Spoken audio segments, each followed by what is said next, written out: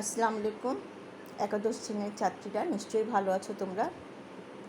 আমরা পড়ছিলাম পৃথিবীর ভূমিরূপ পরিবর্তনের মধ্যে আমরা পাঠ 6-এ পড়ছিলাম জীবজগতের উপর ধীর ও আকস্মিক পরিবর্তনের প্রভাবসমূহ আমরা পড়ছিলাম।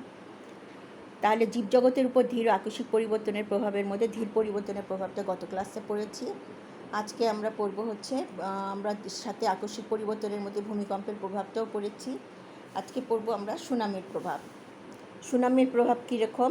সমুদ্রতলে ভূমিকম্প হলে তাতে বড় বড় ঢেউ বা সুনামির সৃষ্টি হয় এবং উপকূলীয় অঞ্চলে জীবজগতের ব্যাপক ক্ষতি সাধন হয়।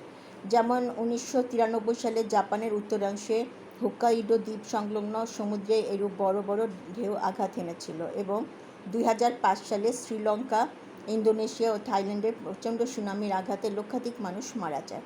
বহু শহর ও নগর ধ্বংস হয়, অনেক সম্পত্তি ও পশু পাখি বিনষ্ট হয়।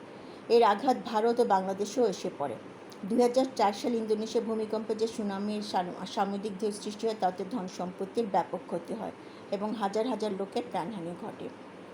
তাহলে দেখা যাচ্ছে কীরকম সুনামির দ্বারা অনেক মানুষ ক্ষতিগ্রস্ত হচ্ছে এবং ধ্বংস হয়ে যাচ্ছে সম্পদ এবং একসাথে প্রচুর মানুষ মৃত্যুমুখে পতিত হচ্ছে। এরপরে দেখো কি আছে, আগ্নেয়গিরির প্রভাব। জীবজগতের উপর আগ্নেয়গিরির সুফল কুফল উভয় প্রভাব দেখা যায়। কুফল কি? আগ্নেয়গিরির ফলে বহু গ্রাম, নগর ইত্যাদি ধ্বংস হয় এবং একসাথে হাজার হাজার মানুষের জীবনহানি ঘটে। অসংখ্য পশু ও পাখিসহ বৃক্ষাদি ধ্বংস হয়। তারপরে আর সুফলে কি দেখি? আগ্নেয়গিরির উৎক্ষিপ্ত পদার্থসমূহ সঞ্চিত হয়ে অনেক উর্বর ভূমির সৃষ্টি হয়েছে। যেমন দাক্ষিণাত্যের মালভূমির উর্বর মৃত্তিকা অগ্নুৎপাতের ফলে সৃষ্টি হয়েছে।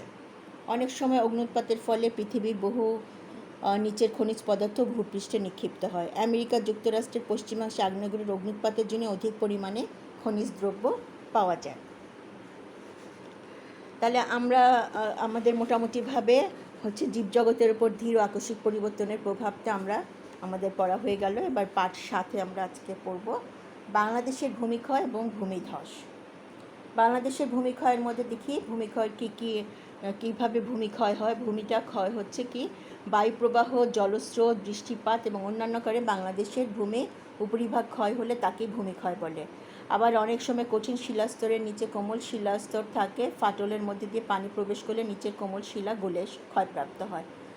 পানি মিশ্রিত এই গলিত শিলা যখন আপন ভারে পাহাড়ের ঢাল বেয়ে নিচে পড়ে তখন তাকে ভূমিধস বলে। তাহলে ভূমিক্ষয়ের কারণের মধ্যে আমরা দেখি কি কি কারণ আছে, প্রাকৃতিক ও অপ্রাকৃতিক কারণ। তাহলে একটা হচ্ছে প্রাকৃতিক কারণ আর একটা হচ্ছে অপ্রাকৃতিক কারণ। প্রাকৃতিক কারণের মধ্যে কি কি আছে? প্রাকৃতিক কারণের মধ্যে দেখি বায়ুপ্রবাহ, বৃষ্টিপাত, নদ নদী, ভূমিধস এবং অন্যান্য। বায়ুপ্রবাহটা আমি কিন্তু বলেছি, এর আগে পড়িয়েছিলাম, তোমরা নিশ্চয়ই ক্লাসগুলো বিচুনি ভবনের সময় নিশ্চয়ই খেয়াল করেছ। তারপরে দেখা যাচ্ছে এরপরে দেখতেছি বৃষ্টিপাত এবং নদ নদী। অতিরিক্ত বৃষ্টিপাত বা নদীতে বন্যার ফলে পানি যখন তীব্র বেগে প্রবাহিত হয় তখন ভূমিক্ষয় হতে থাকে।